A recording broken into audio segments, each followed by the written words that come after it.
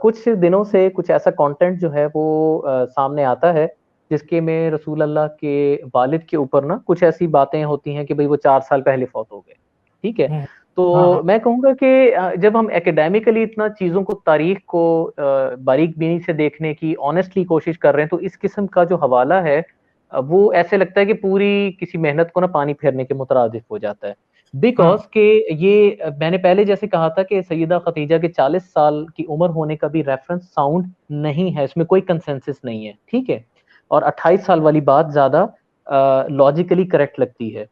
اب یہ جو ان کے والد عبداللہ والی بات ہے, یہ اس میں بھی میں یہی کہوں گا کہ ایک سٹینڈرڈ نیریٹو جو لوگوں کو بتایا گیا ہے, ونس اگین اس میں بھی بہت سارے ہولز ہیں جن کو میں کوشش کرتا ہوں کہ اس پہ بتا دوں کہ اس میں کوئی کنسنسس موجود نہیں ہے ارلی ہسٹورینز میں. کسی ایک نیریٹو کو لے کے ہماری اسلامیہ کی کتابوں میں داخل کرتے ہیں, with the passage of time وہ ہمارا ایمان بن جاتا ہے اور ہمیں پھر اس کے علاوہ کوئی بات پتہ بھی نہیں ہوتی. تو اگر آپ شروع کے ہسٹورینز کو پڑھیں, میں بتاتا ہوں, شروع کے ہسٹورینز کو اگر آپ پڑھیں تو ان میں یہ کوئی بھی اتفاق آپ کو نہیں ملے گا. بیکاز صرف ایک چیز کا اتفاق ملتا ہے کہ عبداللہ ان کی وفات مدینہ میں یثرب میں ہوئی. ٹھیک ہے, اور ارلی ہسٹورینز کے مطابق ان کی وفات رسول اللہ کی پیدائش کے بھی 4 یا 6 ماہ کے بعد ہوئی. اور ان کی والدہ کی وفات, جن کو یہ کہتے ہیں کہ 6 سال کی عمر میں ان کی والدہ فوت ہو گئیں, وہ 6 سال نہیں, بعض جگہ پر 28 دن 6 ماہ بھی ملتی ہے. اسی لیے ان کو دوسری عورتوں کے پاس دودھ پلانے کے لیے بھیجا گیا. تو ان کے والدین دونوں کی وفات کا بھی تذکرہ ان کی پیدائش کے بعد مل جاتا ہے, جس میں طبقات الکبریٰ ہے. اور ایک اگر کوئی شیعہ ہے تو وہ بہار الانوار میں اس کو دیکھ سکتا ہے, اس کے ریفرنسز ملتے ہیں کہ ان کے والد ان کی پیدائش سے پہلے فوت نہیں ہوئے. بلکہ مواہب اللدنیہ ہے جو محمد قسطلانی ایک مالکی اسکالر نے لکھی, آئی تھنک 9th سینچری میں بایوگرافی لکھی گئی, تو اس کو بھی آپ دیکھیں, وہاں بھی یہی ریفرنسز مل جاتے ہیں کہ اس پہ کوئی کنسنسس نہیں ہے کہ ان کی وفات ان کی پیدائش سے بھی پہلے ہو چکی تھی. بلکہ ریفرنسز میں یہ بھی بات ملتی ہے کہ وہ جس وقت تھے رسول اللہ پیدا ہو گئے, اس کے بھی 2 سال کے اندر اندر والدین دونوں دنیا سے رخصت ہو گئے. اس کو قرآن ریفر کرتا ہے کہ وَوَجَدَكَ ضَالًّا فَهَدَىٰ وَوَجَدَكَ عَائِلًا فَأَغْنَىٰ, کہ تم یتیم سے تمہیں ہم نے سہارا دیا. ٹھیک ہے, تو یہ چیز ہے. اور سیکنڈلی ایک حوالہ جس کو عموماً کوٹ کیا گیا, بٹ آئی وڈ ڈس ایگری ود دیٹ, کہ صحیح بخاری کے اندر آتا ہے کہ میں عبد المطلب کا بیٹا ہوں. ٹھیک ہے, اب یہاں پر ایک لنگوسٹک ایسا ایرر ہے کہ میں کہوں گا کہ وہ انتہائی لوز بال ہو جاتی ہے اگر اس کو ایسے کوٹ کیا جائے, کیونکہ عربی میں 2 لفظ استعمال ہوتے ہیں, ابن اور ولد. ابن جو ہے وہ فیورٹزم کے سینس میں بھی استعمال ہوتا ہے, ابن جو ہے وہ کسی خاص تعلق کے لیے بھی استعمال ہوتا ہے, اور یہ بیٹا ہونے میں بھی استعمال ہوتا ہے. لیکن ولد جو ہوتا ہے وہ بایولوجیکل ڈسینڈنٹ کے لیے ہوتا ہے. جیسے وراثت کی آیت میں جب بیٹے کا حق رکھا گیا تو وہاں لفظ آئے گا فَإِن لَمْ يَكُنْ لَهُ وَلَدْ وَوَارِثُهُ أَبُوهُ, کہ اگر ان کا بایولوجیکل بیٹا نہ ہو تو پھر اس کا باپ وارث بن جائے گا, تو وہاں لفظ ولد آ جاتا ہے. لیکن جس وقت کی بات ہوگی ابن کی, تو ابن کا لفظ جو ہے وہ اتنا کامنلی یوز ہوتا ہے, جیسے مثال کے طور پہ مسافر کو ابن سبیل کہتے ہیں, رستے کا بیٹا. لیکن اس میں یہاں کوئی بایولوجیکل چیز زیر بحث نہیں. حتیٰ کہ حسن اور حسین کو بھی حدیثوں میں کہا جاتا ہے یبنا رسول اللہ, رسول اللہ کے بچے, حالانکہ وہ براہ راست بیٹے تو نہیں ہیں, نواسے ہیں. تو اس لیے جب وہ چیز آتی ہے کہ انا ابن العبد المطلب, تو اس کا مطلب ہوتا ہے آئی بلونگ ٹو دیٹ فیملی. وہاں پر بھی یہ چیز اس سے کوٹ کرنا کہ he saying that I am biological son of Abdul Muttalib, نہیں, یہ چیز اس میں سے نہیں نکلتی. تو کہنا یہ مراد تھا کہ اس کے اوپر کوئی کنسنسس نہیں ہے, تو جو چیزیں ہیں ان کو ساؤنڈ ایویڈنسز کی روشنی میں ہمیشہ پیش ہونا چاہیے. کھجل ہو رہے ہیں اس بات کے اوپر, آپ کو پتا ہے وہ اگلے کہتے ہیں کرامت تھی یہ رسول اللہ. نہیں غلط ہے, ان کو خود نہیں پتا. بلکہ آپ دیکھیے سورۃ توبہ میں جب یہ کہا جاتا ہے نا کہ عزیر ابن اللہ, ٹھیک ہے, آپ میں تقریباً اس کو بیٹ کر سکتا ہوں, کسی جیوز سے پوچھ لیں, کوئی نہیں کہے گا کہ ہم نے عزیر کو کبھی خدا کا بیٹا مانا ہے. ہاں وہ تو بات ہے نا, وہ تو قرآن کا مانتا ہے نا.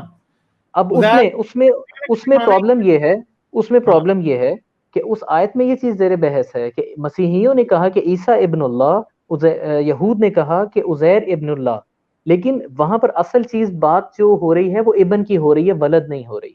اور وہاں پر یہ ہے کہ we are the favourites of God, اور اس کو قرآن خود بیان کرتا ہے کہ انہوں نے کہا کہ نحنو ابناؤہ، ہم سارے خدا کے بیٹے ہیں، وَأُحِبَّاءُ اللہ، کہ خدا صرف ہم سے محبت کرتا ہے.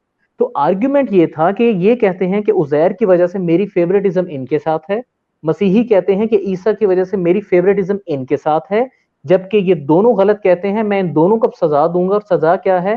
یوت الجزیہ عن ید وہم صاغرون. یہ آیت اس کے بالکل ساتھ آتی ہے، اس کے پچھلی آیت ہے کہ ان سے جزیہ لو تاکہ یہ لوگ معاشرے میں ذلیل ہوں، ان کی فیوریٹزم کا کانسیپٹ ہی ختم ہو جائے.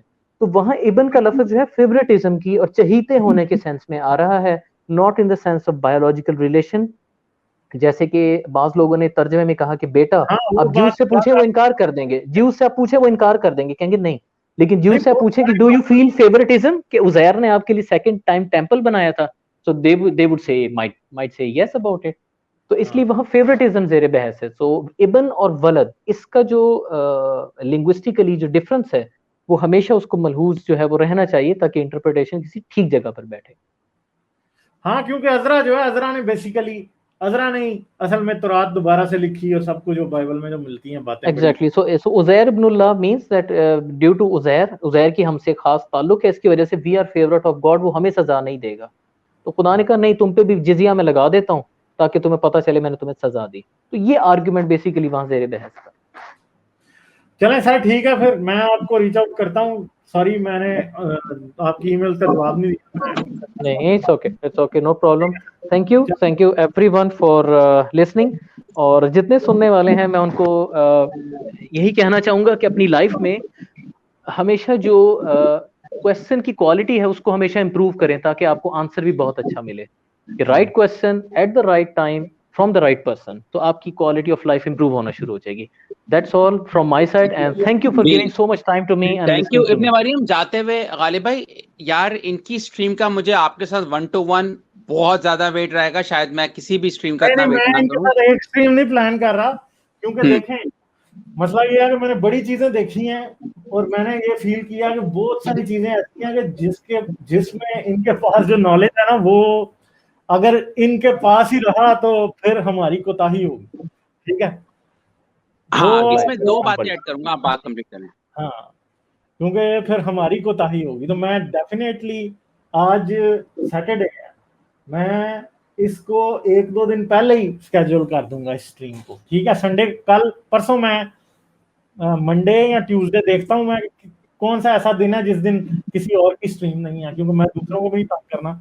ٹھیک ہے، تو میں پھر بتاتا ہوں. ٹھیک ہے اس سر، میں چلے 2 باتیں غالب بھائی کوئک ہے. ایک تو یہ کہ یہ جو ان سے نا آپ جب کی اسٹریم ہوگی، لوگ اپنے سوالات ڈالیں قرآن پہ، ہسٹری پہ، اور بڑی اوتھینٹک یہ بات کرتے ہیں اور ریزن کے ساتھ. میں کہتا ہوں ان کے آپ کی اسٹریم سے انسانیت کا فائدہ ہوگا، نمبر 1. نمبر 2 کہ یہ غامدی صاحب کے ساتھ بڑا انہوں نے وقت گزارا ہے، تو میرے پاس بہت انٹرسٹنگ سوال ہے ان سے، لیکن میں اسٹریم میں پوچھوں گا، ابھی ٹائم نہیں ہے. بالکل چلیں ٹھیک ہے سر. جی ٹھیک ہے، شور. ٹھیک ہے، ہم اوکے چلتے ہیں. Okay, thank you so much humble. Thank you. تو جی یہ تھے جی ہمارے سپر سٹار ابن مریم صاحب. تو ہمیشہ بہت ہی اچھی بات کرتے ہیں، مجھے ان سے سیکھنے کا بہت کچھ ملتا ہے. تو میں تو جی بہت ہی زیادہ ان کی رسپیکٹ کرتا ہوں.